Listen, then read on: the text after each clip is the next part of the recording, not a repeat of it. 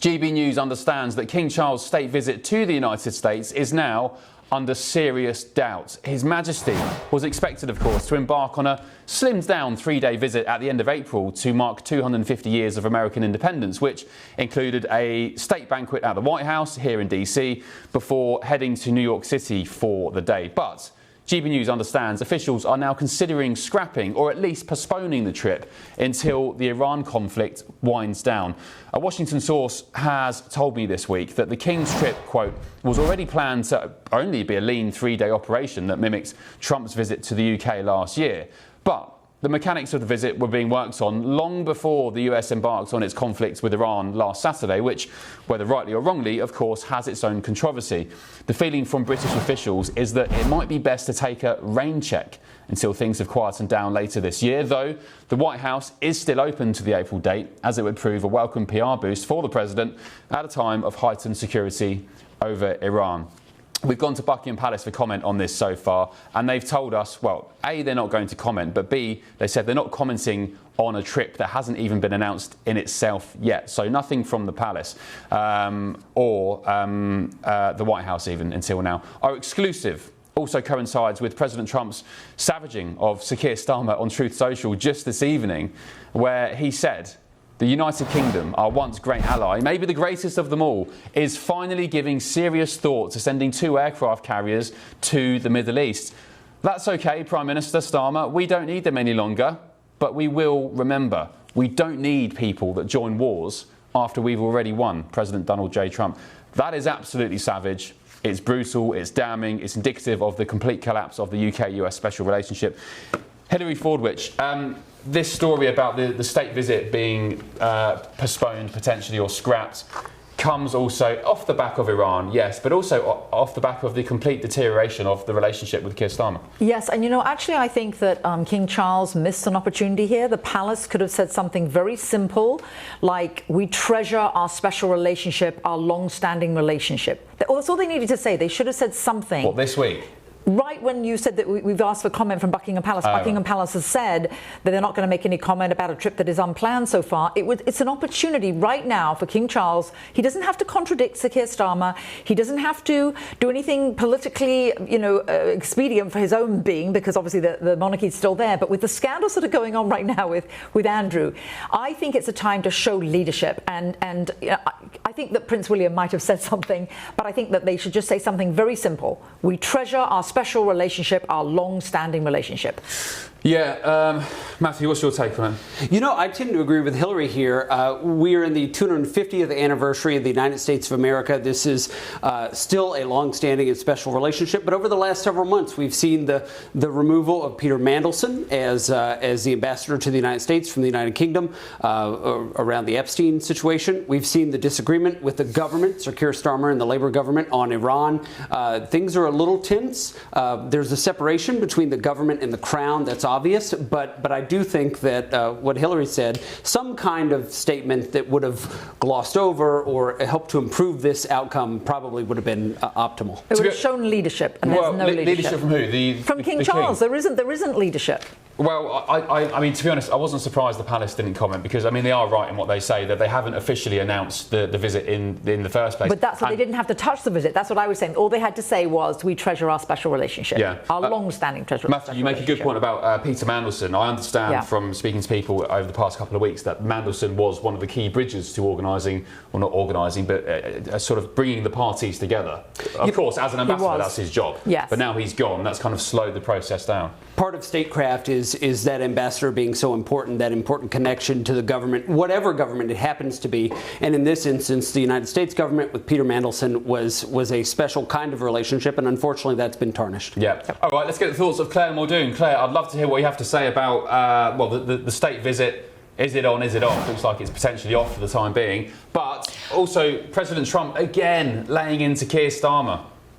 Well, I think, firstly, Ben, the state visit really has to go ahead, in my view. It's celebrating 250 years of state independence, and I think it has to go ahead for a lot of reasons. Mainly to get Britain back on side with the Americans, and also it's such a beautiful thing. Don't forget, we've got Prince of Wales already committed to going to the World Cup, and let's hope that indeed takes place in the States as well, notwithstanding the fact I really want Scotland to do well, as they did in the rugby today. I just had to get that one in. But then, going back to the capricious nature of the President of the United States at the moment, and indeed his shooting of the hip, as we know he does, from that tweet that he put out earlier this evening for us, during the day for you guys over in the States.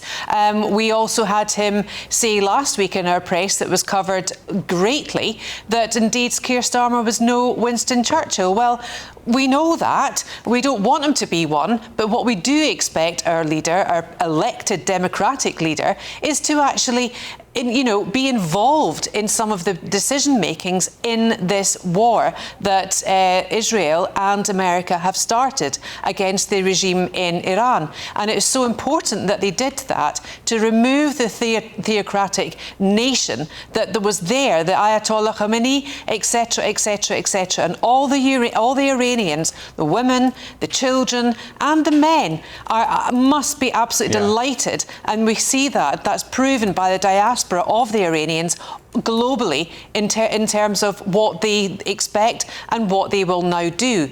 But there is 90 million of them. We cannot compare this to the Iraq war when Bush and Blair went in. And I wonder how Starmer is feeling now after seeing Tony Blair make our front headlines in today's press and indeed tomorrow's press, i.e. Sunday's press, for him saying Keir Starmer really ought to have come out of the guns, without using too much of a metaphor. He should have been shooting from the hip, like Trump has done, and joined our closest ally in this war. OK. Claire, thank you. Hang tight. We'll be back with you shortly. With me now, I'm delighted to say, is the editor-at-large of the Mail on Sunday, Charlotte Griffiths, Charlotte, good morning. Thank you for joining us. I'm just looking at the front page of your paper, the Mail on Sunday. It seems we've been following the same scent for the past couple of weeks with regards to this state visit. Just tell us what you know. Yes, well done, Ben. You've got a good nose for a scoop as well. Well, what we found out today was this trip was actually quietly shelved back in February. But ironically, when I wrote this article earlier in the week, or even earlier in the day, it's completely changed since then, because in the last couple of hours, you'd think actually the state banquet would have to be cancelled after that latest Truth Social tweet from Donald Trump. But, earlier in the week, we were thinking that obviously because of the Iran war, that's why it was cancelled. But there was also some word from sources close to Downing Street saying actually it all kicked off there, back over tariffs and the trade deal that never was, the tech deal that, of course, Trump came over for in Windsor. And that sort of came to nothing. Yeah. So there was already a feeling of this isn't going to go ahead. And then this evening, we've had this new post, and you just think, well, the whole thing must surely be in tatters now. Yeah, it's. I think the Iran kind of excuse, if you want to call it that, is a good excuse. It's quite convenient off the back of, if you don't want to throw the Prime Minister under the bus and blame the sort of souring of the relationship with President Trump and Starmer, I think what I've been hearing is that Iran came at quite a timely time, and you can just blame it on that and say there's lots going on in America, the White House have their hands full, etc., etc. Let's just postpone it maybe and quietly shelve it. But interesting to hear that you've been hearing that since, what, you say late February, mid-February? No, I've only been hearing it since this week, but when we put the calls in, that's when we discovered actually they've been discussing it since February. But actually, there's on the other side of the coin, and to agree with what Claire just said, there's another argument that it's never been a more important time for a state visit, because somebody's got to mop up this great big mess between the two countries. And can we wait until July when it's Prince William's turn to visit? Or maybe, it's more urgent now than ever. And the King and Starmer was supposed to be the Trump whisperer.